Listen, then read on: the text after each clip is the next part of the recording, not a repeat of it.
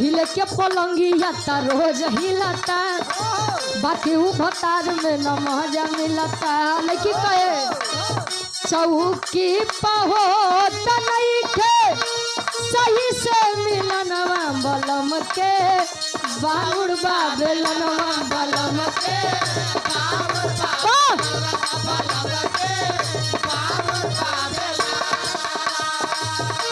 बलम के बांगुड़ बेलनवा बलम के